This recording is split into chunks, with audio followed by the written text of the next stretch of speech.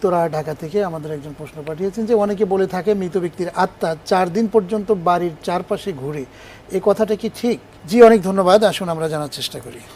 মৃত ব্যক্তির আত্মা ইন্তেকালের পর 4 দিন বাড়ির চারপাশে ঘুরে, এই মর্মে কোনো সহি বর্ণনা বিষ্ণু ইসলাম সাহাবাদের কাছ থেকে পাওয়া যায় না। যেটা পাওয়া যায় সেটা হচ্ছে মৃত ব্যক্তিকে যখন কবরে নিয়ে যাওয়া হয় তখন মৃত ব্যক্তি তাদের সব কিছু দেখতে থাকে এবং শুনতে থাকে, এবং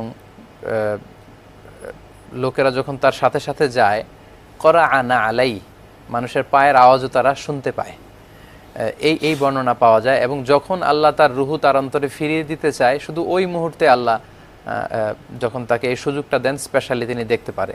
তাই বলে বাড়ির চারপাশে আত্মা ঘুরে বেড়াচ্ছে, ছেলেমেয়েরা কি করছে, মৃত আত্মা সব দেখতে পারে, বিষয়টি এমন নয়।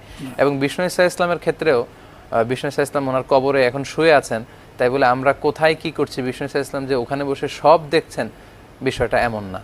ঠিক শুধুমাত্র যখন মাত্র বিষ্ণু ইসা ইসলামের রুহুটাকে আল্লাহ ফিরিয়ে দেন, তখনই বিষ্ণু ইসা ইসলাম ওই বিষয়টা জানতে পারেন। মালাইকাতু সাইয়াহিন আছে, কিছু ফেরেশতা আছে যারা সবসময় ঘুরে বেড়ায়, যে তার উম্মতেরা, বিষ্ণু ইসা ইসলামের উম্মতেরা আমরা কখন বিষ্ণু ইসা ইসলামকে সালাম পাঠাই। তো এই দুরুদ এবং সালাম যখন আমরা বিষ্ণু নবীর উপর পড়ি, তারা আমার এবং আমাদের পিতার নাম সহ বিষ্ণু ইসা ইসলামের কাছে সেটা পৌঁছান, এবং বিষ্ণু ইসা ইসলাম বলেন ফাইয়ারুদ্দু রুহি, আল্লাহ তখন আমার রুহটা ফিরিয়ে দেয়, এবং ঠিক তখনই আমি জানতে পারি যে কে আমাকে সালাম পাঠালো। তো এটা আল্লাহ স্পেশালি যদি কারো ক্ষেত্রে চান যে তার রুহু ফিরিয়ে দিবেন, তখনই সে এটা অবলম্বন করতে পারে। তাই বলে তার রুহু আত্মা এসে ঘরের চারদিকে ঘুরে বেড়ায়, 4 দিন পর্যন্ত থাকে, এই মর্মে কোনো সহি বর্ণনা পাওয়া যায় না।